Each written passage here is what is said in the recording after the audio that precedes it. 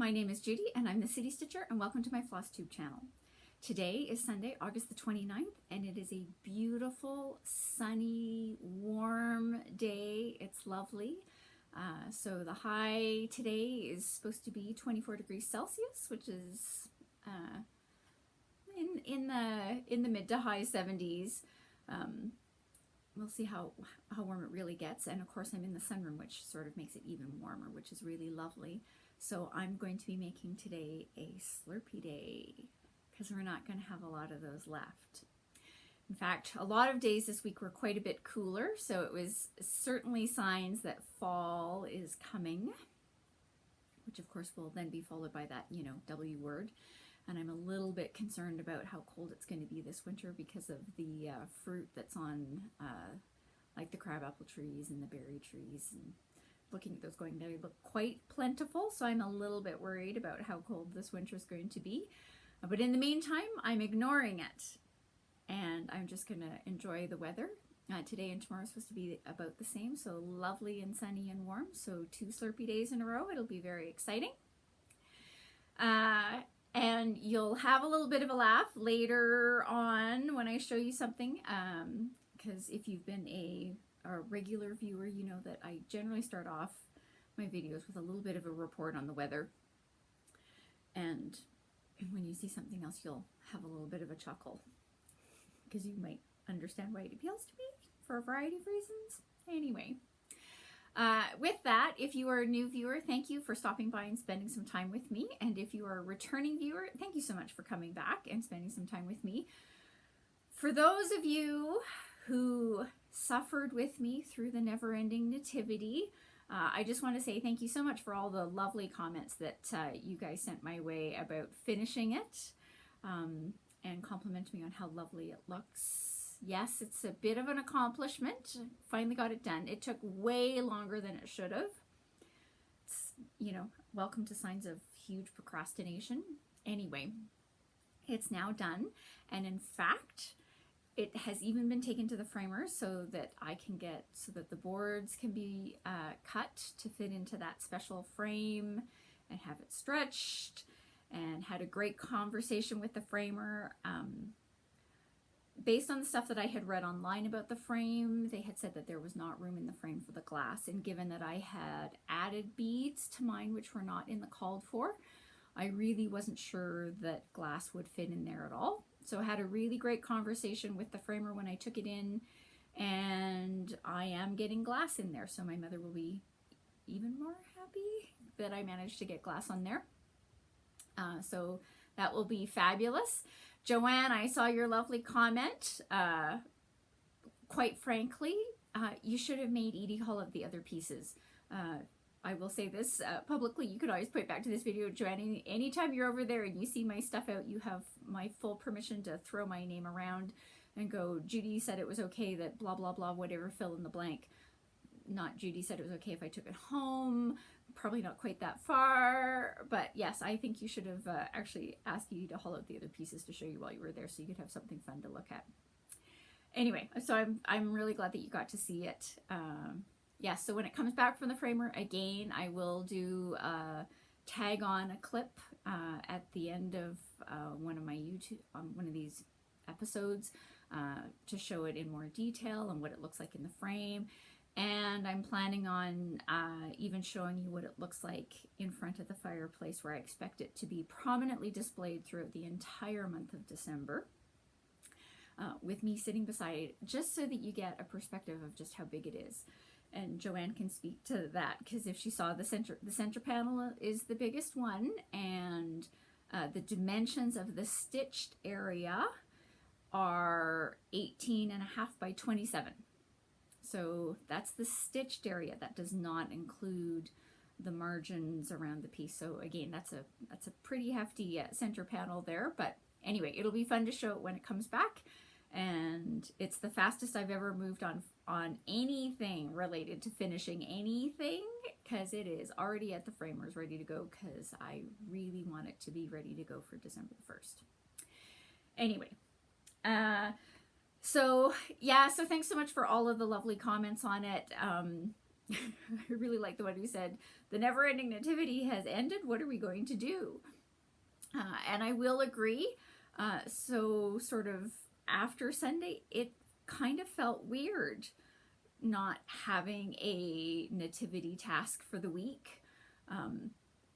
But have no fear, I got over it, and I'm now 100% over it.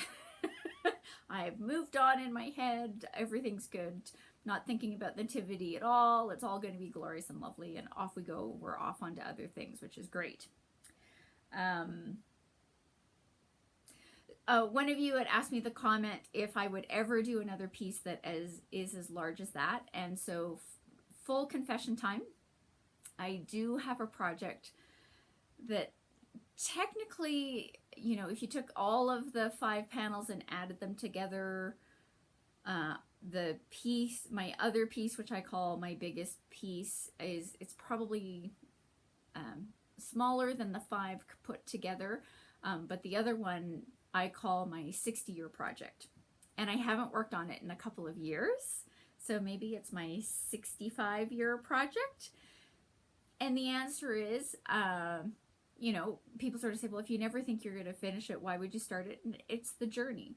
So I wanted to work on it.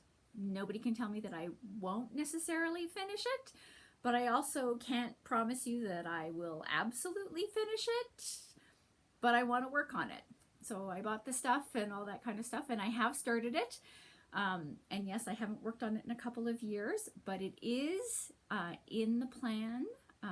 It's in my 5-year plan. So you should be seeing that project at some point in 2021. We're in 2021.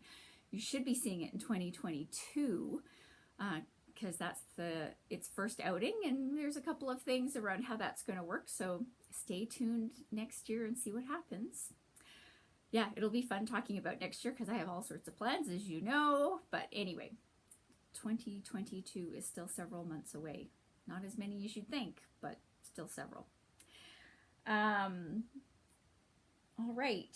And the other one for Joanne, she was a little sad that it was shorter last week. Don't worry, Joanne. It's going to be a little longer this week, but I'm still trying not to quite get them to movie length. 90 minutes is, I think, a little too long. But anyway, with that, let's get into my stitching for this week. So the topic for this week is ink circles. Now, normally what happens when I start off a month and I reveal my focus piece, my new focus piece for that month, usually within the first couple of weeks, I talk about that particular designer. For all sorts of reasons, that's not how it worked in the schedule this particular month. So this final Sunday in August, I will be talking about ink circles, which is the designer behind my focus piece for August. So my focus piece for August is Ink Circles Bee's Knees. So that's what it's supposed to look like. And so I did get some progress on here as usual. Not quite as much on this one as I had wanted. All for very good reasons. There's my board. There we go. I'll just help a little bit. So I finished all of this set here and started to work over here again, not as much as I wanted because I was really wanting to have all of this done by the time I did the video, and that didn't quite happen.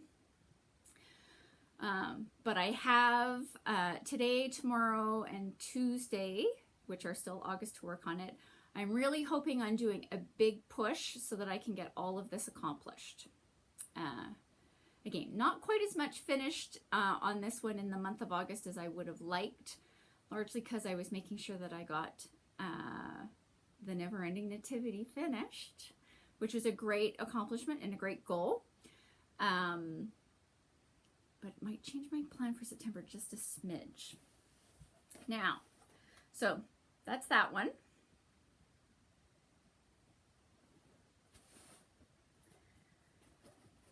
So I also mentioned last week that I was going to reward myself with a new start for finishing the Never-Ending Nativity. And several weeks ago, it had come to mind that this is what the new project needed to be, for a variety of reasons. it's going to seem, it's first glance you may go, it's a little bit of an interesting choice. It will all make sense once I explain it. And so my new start, the reward for finishing the Never-Ending Nativity, oops, I needed that board back, there we go, is I'm going to do a temperature tree. So this is from Stitchin' Mommy on Etsy. This is her temperature tree. And so I will put a link to this pattern. And the reason why I want to do it particularly for 2021, and again, so this is where it ties into what I said at the beginning. You know, I give a weather report at the beginning of every episode. Where I live, we tend to talk about the weather every single day because it could be all over the map. But 2021 has been the most extreme weather I have experienced in my lifetime. And we haven't had record-breaking cold, but we've had really cold, and we have had record-breaking warm. And so to date, over the course of 2021, where I live, up here in Canada, we have been as cold as minus 33 degrees Celsius and as warm as 37 degrees Celsius, plus 37 degrees Celsius.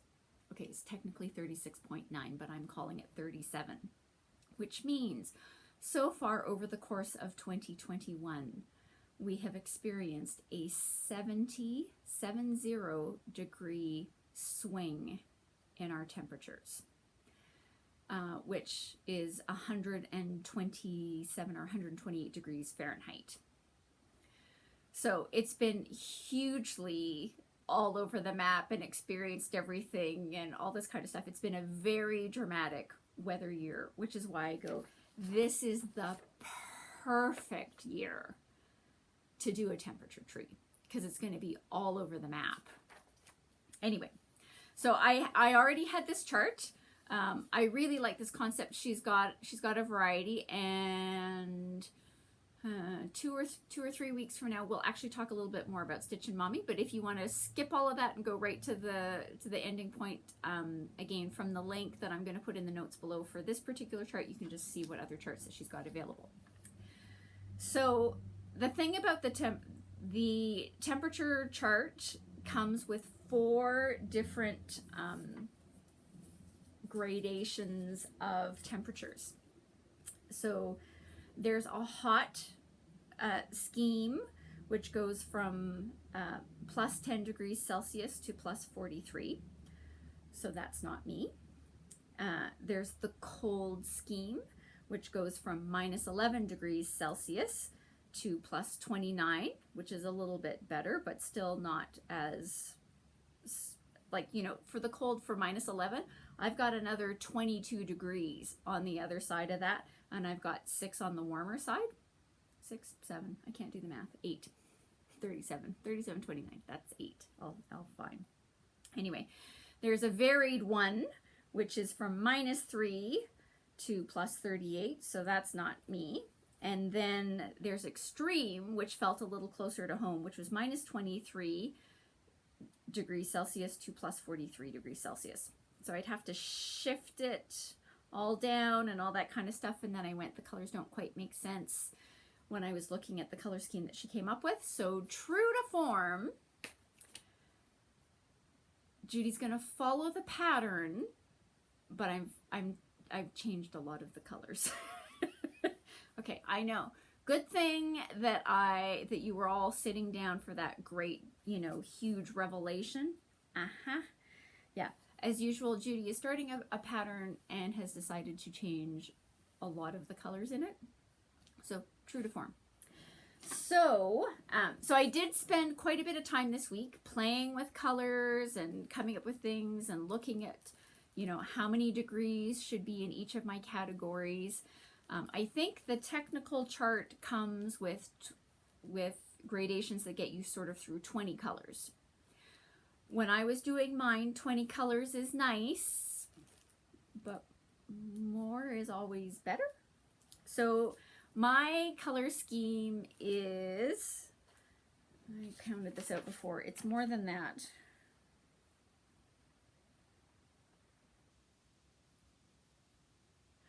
$24. So I haven't changed it hugely. I've only added 4 more. It's, again, I've got a 70 degrees Celsius swing here. So I've got it into 24 categories. And this, okay, a little bit of glare on the floss away bag, sorry about that. This is the color palette going from coldest to hottest. So these, not surprisingly, red is my, so when we hit that 37-degree day, it's going to be that color. Brace yourself. There's a couple of oranges in there. There's a couple of yellows. I know, not my favorite colors, but it made sense in the context of temperatures. So again, so I kind of looked at my gradations and looked at the color palettes. This is all DMC. Played with a variety of things and all sorts of things. I spent quite a bit of time coming up with my color palette, and I am thrilled with my color palette. So I have also got all of the temperatures up to August 22nd in an Excel spreadsheet. I have put their colors beside them all the way up till the end of June. So I'm ready to go. And so I started it this week, and I'm thrilled. Thrilled. I love how this is looking. Now we'll talk about it in just a second, but it's like, I love how this is looking. I love how this is looking. I can hardly wait to see how it develops. So this is my temperature tree. I am doing it on 32 count Summer Sky Jovelin by Witchelt. And here is my January branch. Now, you're not gonna, I'm really disappointed in how the colors are coming out, because these are a little more purple than what I can see in the camera from this side. But that is January. And as I was stitching that, I really had a moment going like, what is all of this green doing here? Like, what is going on? Like, I went, maybe when you wrote it down, you got off by a couple of things. Like, what is all this green doing here in January? Because I specifically went green in my gradations, means like, somewhat pleasant weather above. So the greens here are, the green range sort of covers anything above +3 degrees Celsius to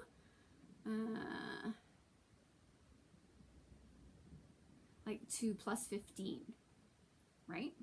So that's what my green range is covering.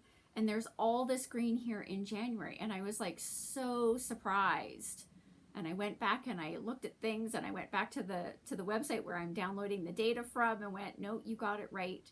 Surprisingly, all of this green here, those first couple of weeks of January, we were above +3 and as warm as +10 in January. It was surprising to me. Now, these purple ones over here means so again, so you've got these greens, and then you're going to get into these aquas, which are, colder, so below +3 to about -6. Yeah, that sounds about right. And then you get into these purpley ones here. And those are, I wrote it down because it was, so we were as warm as +10. So these temperatures are the high for the day. So as high as +10, and the high for the day was as cold as -14. And so that's that. Well, again, I'm so sad that you can't see it clearly. I think it's this one, I think, is the coldest one. Anyway, so so right there you have a 24 degree Celsius range just in the month of January. Huge, huge. We were not subtle at all in January. And I've been looking ahead and I can see what February looks like, and it's going to, I can't wait. I can't wait. I think this is just going to turn out fantastic. I'm really excited.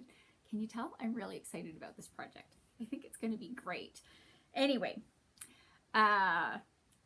so 24-degree swing Celsius in the month of January. And for those of you who think better in Fahrenheit, that equates to a 57-degree swing over the course of January in terms of what our daily high temperatures were. So again, what I've done is I've worked on just sort of the outline of the tree trunk, because there's, you know, a lot of fill in to come in here. But my whole goal was to make sure I got up to where the January branch was. I did the branch and then I worked on the leaves. And when I finished the leaves, I worked up and I got started on the February branch. So yes, I'm planning on working on this. Now, my secret goal is, it'd be great if I could get a branch done a week. The further up you go, the bigger the branches get, so that may not work out as well. You know, January is really nice. It's convenient. It's down here. But again, the further up you go, the farther out and longer they have to get to make the tree look all good. Again, here's what right. So here's this lovely January branch. These branch, anyway, whatever. You know what I'm getting at, but I love how it's looking. Like I say, I've been looking ahead, so I know what's coming in February. I can't wait to see what it looks like. And again, here's my color palette for over the course of the year. I'm really happy about this project. So this is for sure going to get worked on this week. Again, I've got goals that I've got set for myself in my head about what I'm going to try to accomplish on my bee's knees. And of course, come September 1, we are into a new month, which means I'm starting another new project. So yeah, it's going to be interesting to see what I get accomplished this week. So the funny thing for you guys is that I'm having a little debate with myself about the fabric for my September project. So I'm gonna have to think about that one. So I've got a couple of days. There's really only a couple of options that I think are in play here. So I just need to think about that. I know the piece that I have ready for it. We'll just see where I end up with on that one. I will report back and tell you whether I changed my mind or if I stuck with my original plan. Anyway, so that is my stitching for this week. I really love my temperature tree. I love it, I love it, I love it.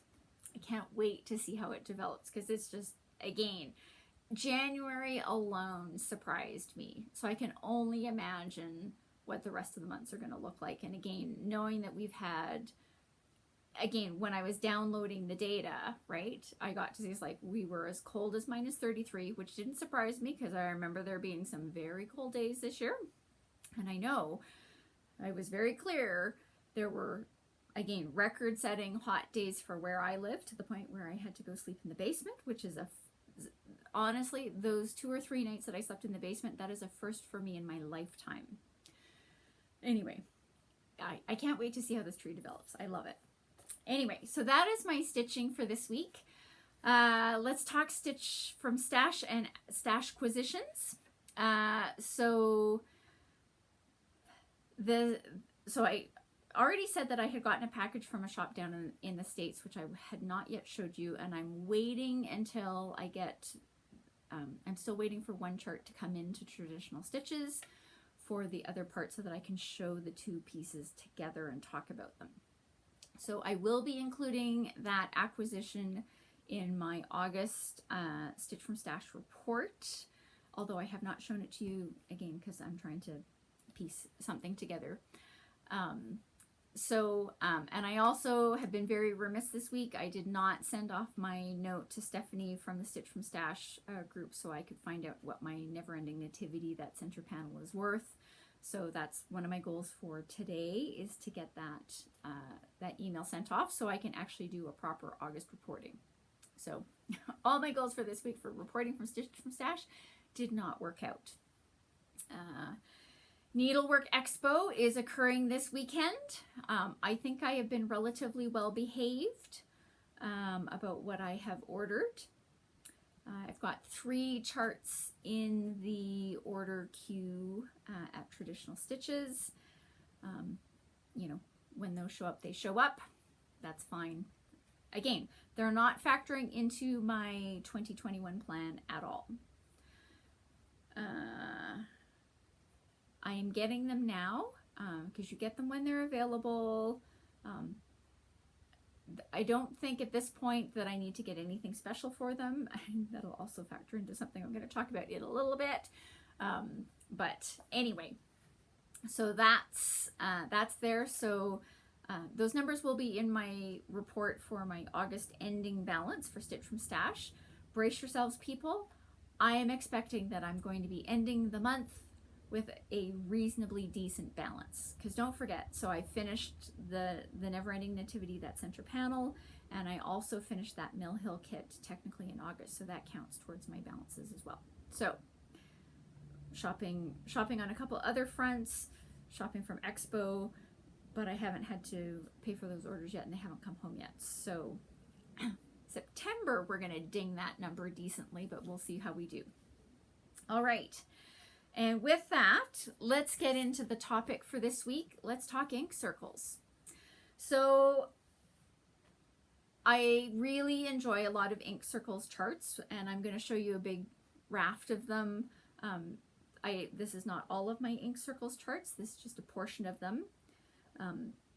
Again, what I'm trying to do is I'm trying to show you sort of some of the variety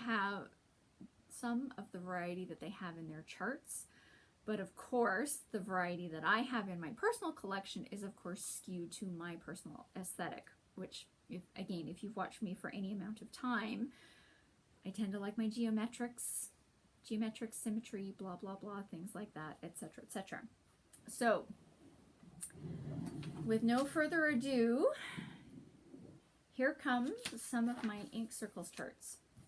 So I'm going to start off with something musical. I'm going to say, so this is an older chart. This is 10 years old. So this is called Here Comes Treble. Ha, ha, ha, ha, ha. So there's actually 3 charts. So this is a reasonably small sized one. So the stitch count on this is 60 by 61. So there's 3 of them. There's Here Comes Treble, All Together Now. So an alto clef. And of course, First Bass, so a bass clef. Now, as you can see, there's very different color palettes across all 3 of these. I am planning on stitching all 3 of them together, one on top of each other. So treble, alto, bass. And I'm going to change the color palettes on all of these because the goal is that these are going to end up in my music room, which has a dramatic wall color. It's magenta. The walls in there are magenta. The upholstered furniture that's in that room is a raw silver silk, is covered in raw silver silk. And of course I have my black piano. Anyway, so the color palettes for these are going to be come together somehow. I haven't quite decided what that's going to look like, but that's the goal in terms of how those are going to get stitched.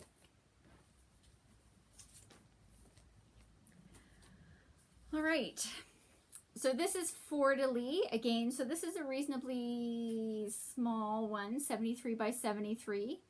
And again, so this, a lot of her charts, so the called for fabric is, actually it's not that, the called for fiber is just one color that's a variegated, but you can use any variegated that appeals to you, right? So make it a variegated that appeals to you, put it on a fabric that appeals to you. That's the beauty of a lot of these ink circle ones that she has designed like this, is that, you know, she shows it in green. Your favorite color is orange. So make it orange. Again, find a variegated that you just look at that and go like, isn't that beautiful and luscious and fabulous? And stitch it in that. Right? So that's for me, who, I don't know if I'm infamous, but well known within my stitching circle about wanting to change the colors on virtually everything. That's one of the beauties to these charts, is that I can look at the design and I go, I can love what the design is, and then find the color palette that appeals to me and do it in that. So that is Fleur de Lis. This is Damask Square. So let me see. What did they do it?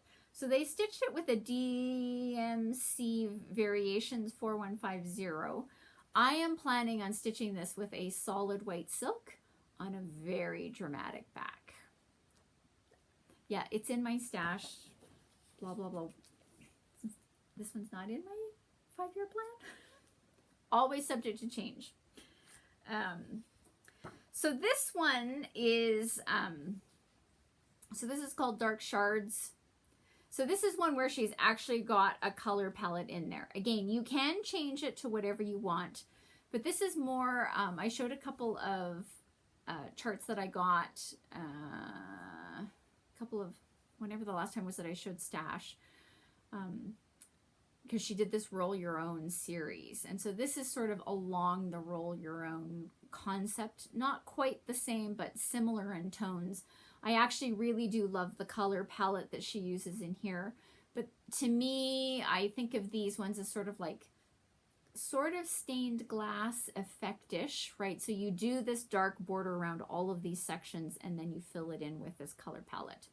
And again, the color palette for Dark Shards, I really like all on its very own. Brace yourself.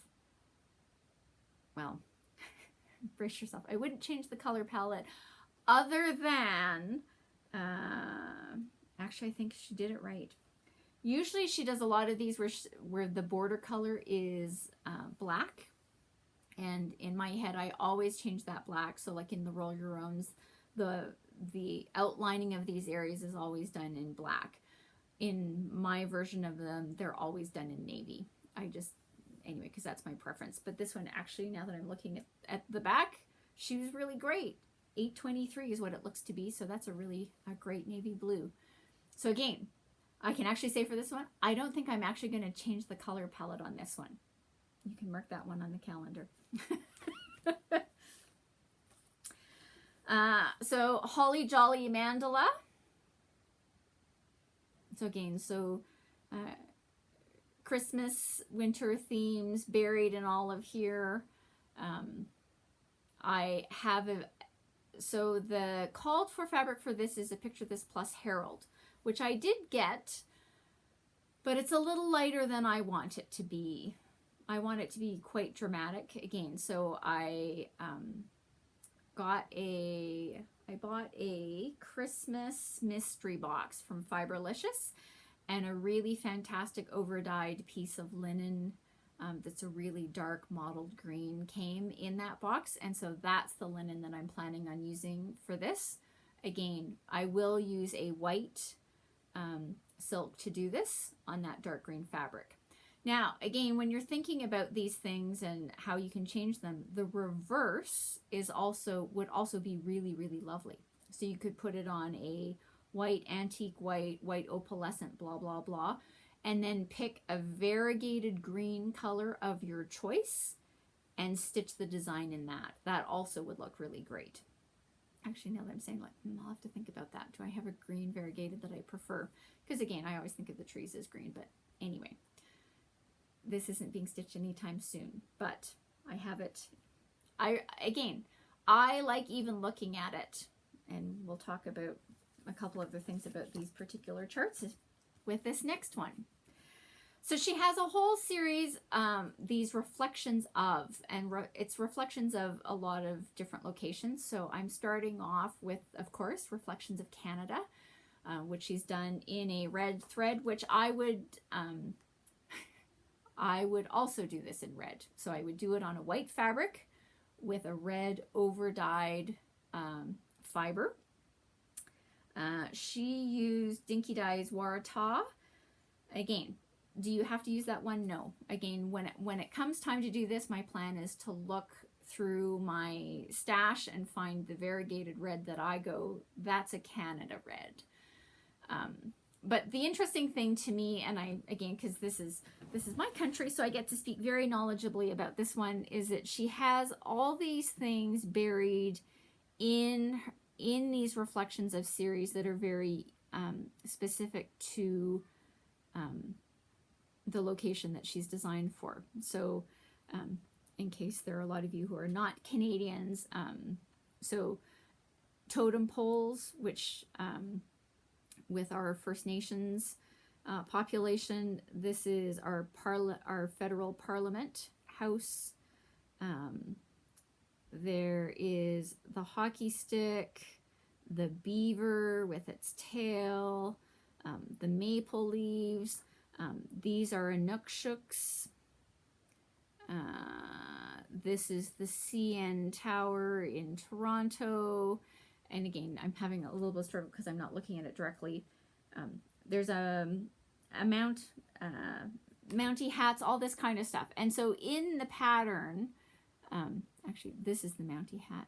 There's the maple leaves, her version of the maple leaves. She talks about all of the things, all of the elements that she has embedded in these designs, and they're really fantastic. So I really love these ones, and I love when I look at them and I go like, it's, yes. Right? So I look at this and I go, yes, this is very, very Canadian. And again, so this is at the top of the reflections of series in my pile to stitch.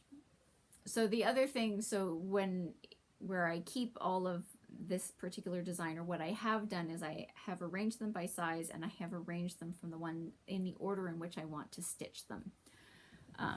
So it sort of just makes it help, you know, when I put them into their organization, sort of sit there and go like, what's the order that I want? Like, what's the one that I love the most out of this series, and organize that. Because then when you look and say, oh, I want to do stitch a reflections of, you know, again, they're there. I can look through them all, but I've done it a couple of times now, and the one that's usually on top, the way that I've got them organized from the ones I want to stitch first, I like them all. That's why they're in my stash, but the one that I want to stitch first is usually on top by size. So that's Reflections of Canada. Then we've got Reflections of Scotland. And again, I think the color palette that she's chosen on this one is actually really fantastic. And she used Gloriana seaweed for this. Now, the other thing, so these designs are about 115 by 115. Do not underestimate how much floss is required for these. So Reflections of Canada. So she gives you the stitch count, right? So Reflections of Canada, there are 6,572 stitches. And again, I have my magic number about how much I can get out of floss. Using Dinky Dye's floss on 32 count linen, you need 3 skeins of Dinky Dyes to stitch all of this. So Reflections of Scotland, because she's using it in a Gloriana, apparently this is a denser stitch because, well, she's also doing it on 28 count. So the stitch counts are about the same between the two, but because she did it on 28 count, she's saying you need 3 6-yard skeins of 12 ply. Anyway, So again, this is not like, ooh, I can just pick up one skein of something and knock this thing out of the park. No, it's bigger than that. And then, you know, because how could I turn down something that was blue? This is Reflections of Amsterdam. And again, it's just one of those things that I look at and go, if you've been to Amsterdam, you go, yep, this is Amsterdam. Anyway, which is why they appeal to me, which is why I buy them, and which is why I have them in my stash. So the next one I'm going to show you is the one that started it all. I don't actually... this might have been her first one. I don't really know, but this is the first one that came home into my stash. So the copyright on this particular chart is from 2008, so it's not horrendously old. I have a lot of charts that are older than that. But this is Cirque des Carreaux. I love this one. Love, love, love, love, love this one. And again, so the stitch count on this, so not subtle. So the stitch count on this is 247 wide by 185 high. But this is an example of one where my mother's lessons, yes, which is why we all know I like to blame my mother for my stash, because she's the one that trained me, that said when you're getting something and they call for specialty things, buy the specialty things then. Period. Because you may not always be able to get them, and this is a perfect example of that. So the called for fiber for this, and again, this is one where I love everything about it. I love the geometric, I love what she's done, I love the color palette. So this is an over-dyed fiber, and so the called for fiber is a Carrie's thread called Epiphany. And the reason why that's important is because Carrie's threads are no longer being produced, period. She stopped producing quite a few years ago, but because I had training from my mother, I bought, I actually bought it twice. First of all, I bought the Carrie's Threads Epiphany in cotton, because at that point in time, I didn't know that she did silks as well. And then I discovered she did silks, which were very reasonably priced. So then I went and bought them in the silks as well. And so when I go to do this one, I will be doing it using my Carrie's Creations Epiphany silk. You need quite a few of these, so I actually just brought out a handful of them. And again, I don't know how well this is going to show up on camera, but oh my goodness, I love this color. Okay, it looks terrible on the screen from where I am. Hopefully it will show up better than that when I go to look at the actual video. So that's Carrie's Creations Epiphany. It's a really glorious purple, burgundy, navy, teal combination. I just love it. Love it, love it, love it. Which is why the chart had to come home. And I bought this fiber twice. Am I getting rid of the cottons? Not for anything on the face of the planet, because you can't get them anymore. And I love this colorway. I love, love, love, love, love, love this colorway. So one of these days, that one's going to get started. So when it comes to this size of, whoops, not that one, this size of chart, yeah, this is the number one. That's sitting at the top of the pile. Carrie's Creations Epiphany. If you ever stumble across it, and that, buy it. So next up is Ink Circles Tapestry. So this one came out 2016, so 5 years ago. I think this was a Nashville release. So again, this is one of her ones. So this actually has a very specific color palette, and for the most part, I like the concept of this. I think there's a couple of colors in here that I think I'm going to tweak, but when I come to do it, I will haul out the palette and assess what I'm doing from there. Stitch and Mommy. So Stitch and Mommy, who designed the temperature tree, she has a YouTube channel, so I will put a link to that YouTube channel in the notes section below if you want to go watch her. She stitches on all sorts of things. I really enjoy watching her. And she's been working on this one. She hauls it out and she showed it, and I was just like, oh, I want to work on tapestry. But anyway, I'm working on bee's knees right now. Anyway, it'll be fine. Yes, I want to stitch on all the things. I think we knew that, right? Well, you know, when in doubt, go to a blue one. So this is Woodland Vine. So again, so this is just how I'm seeing it in the camera from my side. So it looks like this is white. This is actually not, the called for fiber is not white. The background fabric is Mystic from Picture This Plus, which is a really lovely, lovely dark blue overdyed. It's really lovely. I have it in Lugana. I even have it in linen. Mystic's really lovely. So I've got that. But the called for fiber that actually is this. Again, so this is the called for fiber. This is called Marc's April May by Gloriana. It's Gloriana 143.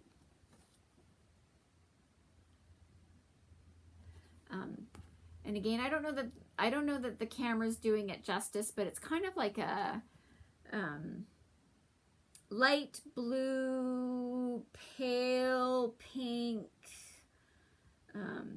very sort of taupey green, which doesn't make a lot of sense, but anyway. So that's the called for. You know, but can you pick any variegated that appeals to you to do this design? It will look fantastic. Ugh, see again, I sit here and go like, yes, I want to stitch this too. Quite frankly, I have enough that I could do a year of ink circles and have them. Doesn't that kind of sound like fun? Maybe when we get into the 10-year plan, the year of ink circles.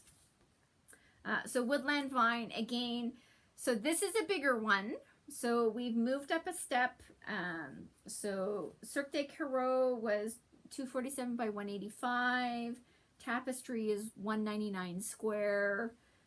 Woodland Vine is 231 by 231. So again, so the usage on this one, so they did it on a 32 count Mystic.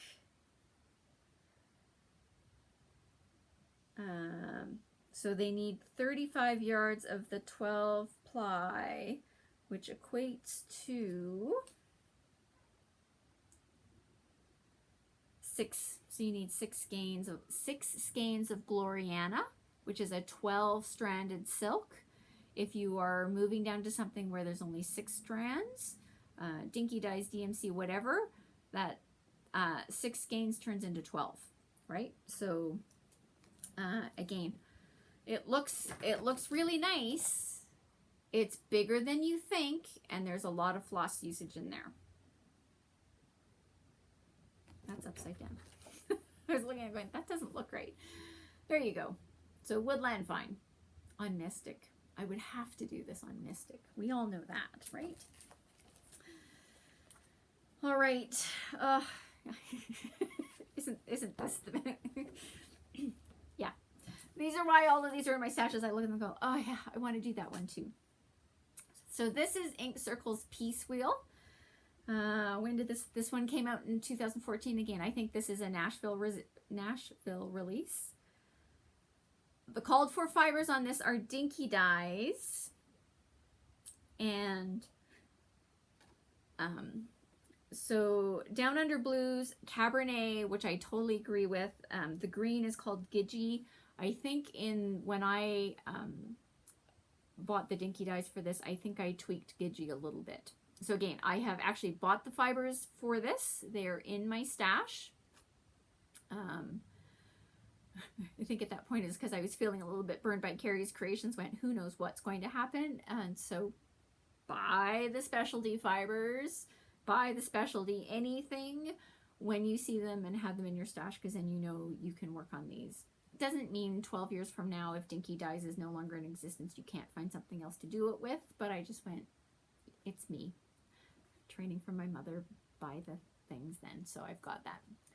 So again, so this is also a really, well, reasonably large, actually smaller than Woodland Vines. This is only 171 by 171.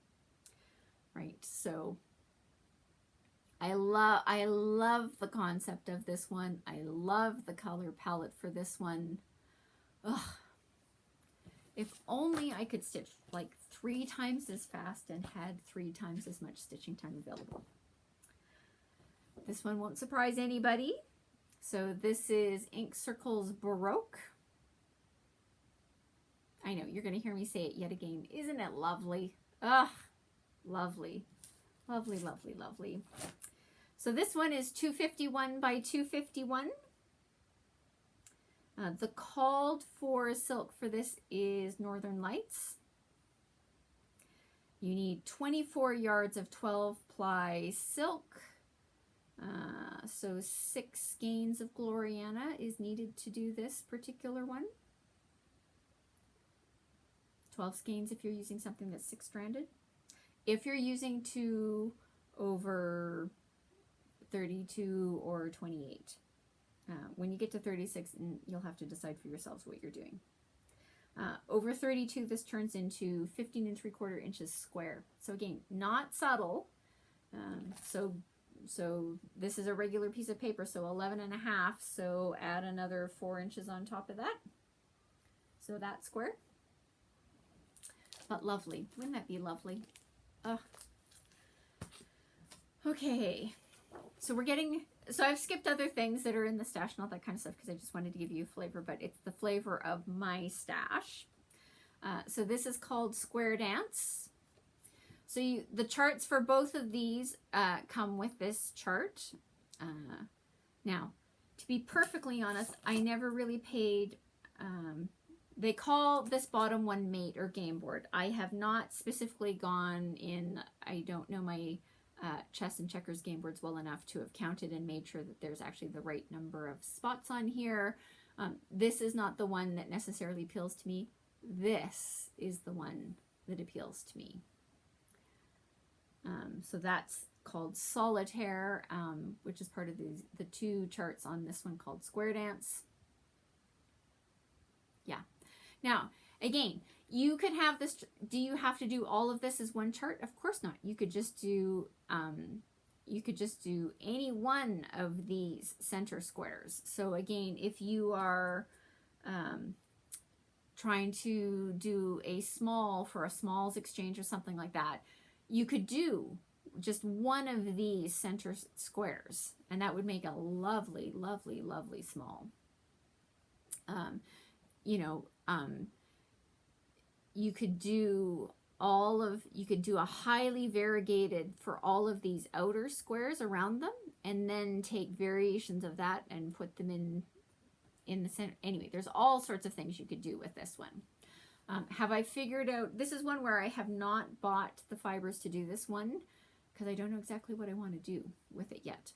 I love the concept of it. I love that there's like 47 different options as to how you could do this one. And I will figure that out when I actually start to work on it.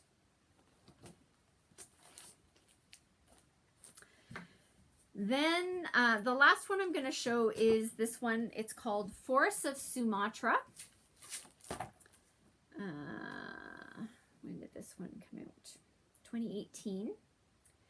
So there's a whole series of charts from Ink Circles of Sumatra.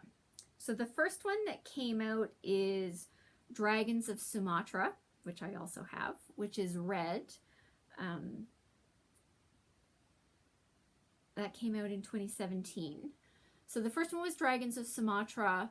Then came this one called Forests of Sumatra. And the third one that came out is called Squirrels of Sumatra. Yes, I have all of them because I just can't help myself. The funniest thing, I will confess right now, I really like the concept of Squirrels of Sumatra. I just don't like the squirrels in them. So when I get to that point where I'm stitching Squirrels of Sumatra, do not be surprised when squirrels get replaced by something else. not a different animal, but anyway, whatever. I'm choosing just to show this one just because I think the green for this one is really fantastic. And the called for green for this one is actually a color from Gloriana that Gloriana did specifically for her, and it's called Sumatra. And so it looks really green in here, but it's really quite a tealy green. So this one I have the Sumatra Gloriana. It's really lovely. It's really lovely. Yeah, so if I could just stitch all of those in the blink of an eye, that would be fantastic. We've all watched how long it took me, the 472 years it took me to do the Never-Ending Nativity. So we know that that's not going to happen, but that's not the point. Anyway, so that is my tour of a selection of ink circles charts that are in my collection. Again, if you go back a couple of weeks ago when I was showing some Stashquisitions, I showed some of the roll your own charts that I added. There is the other ones that I do want to highlight for you. She did a seasonal mandalas. They first showed up in Just Cross Stitch magazine. I have those ones as well. They're really lovely too. So after a couple of years was up, so you can now buy those in chart form. I will put the title of that in the show notes below, even though I technically have not shown it, but I will put the title of that down. That's a lovely set too. I have all those magazines. I actually bought, so when it first came out in the magazine, it was calling, she did the first one using Vicki Clayton silks. And again, because mother trained is when it's calling for specialty fibers, buy the fibers. And so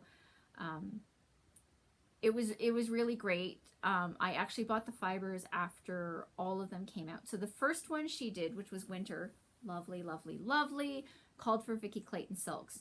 My recollection is that the other 3 seasons, the original called for were not Vicki Clayton silks, but Vicki Clayton did do conversions to her silks for all of the seasons, and you could buy them as a set from her. And so what I ended up doing is I ended up buying the set for all 4 seasons from her for using her silks.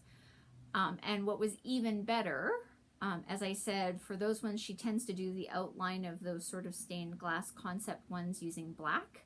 When I was putting in the order, I put in a note for Vicki saying, hey, can we swap out the Vicki Clayton equivalent of 310 DMC, and can we make it a navy blue? We had a great conversation. And so for my kit that I got directly from Vicki, she swapped out all of the 310 and made it a navy blue for me. So again, I have those as I've had those for years. So Vicki Clayton was doing silks, and then she stopped doing silks, and she's back doing silks. But I think right now, because she's just getting back into things, she doesn't have everything set up, all that kind of stuff. So if you went to Vicki Clayton and looked for the silk set to do the seasonal mandalas by Ink Circles, they're not going to be there.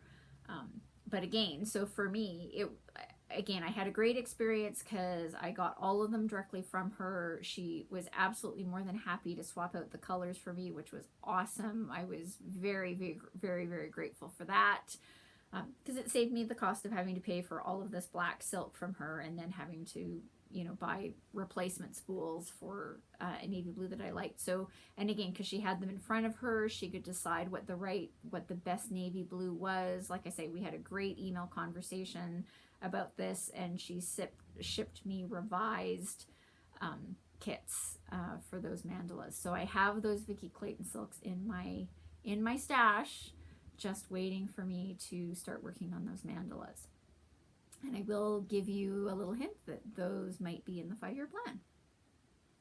Okay, maybe not all of them, but one of them for sure. Anyway, and with that, that's all I have to talk about for this week. So I hope everybody's had a really great week. I'm gonna go off and I'm gonna start getting this loaded, and yeah, then it's gonna be stitching and Slurpee time, which sounds really fun. Maybe it doesn't sound fun for you, but that's my idea of a really great Sunday. stitching and sunshine and warmth and Slurpee and fabulous. Anyway, with that, I hope everybody's had a great week. I hope everybody's staying safe. I hope everybody's staying healthy, because some of those numbers out there are not good. Please, please, safety first. Yeah, safety first. With forest fires and hurricanes and all that stuff, flash floods, everything's going on. Please, safety first, safety first. When in doubt, let's all be safe. Second, let's all be healthy. And third, let's make some time to do some stitching and being creative. And I look forward to seeing you next week, because I can't wait to see what things look like next week. Again, September start.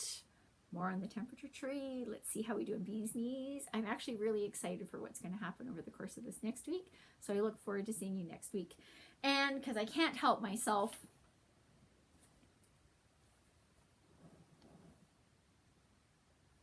there's my temperature tree. Okay, take care, and I look forward to seeing you next week. Bye.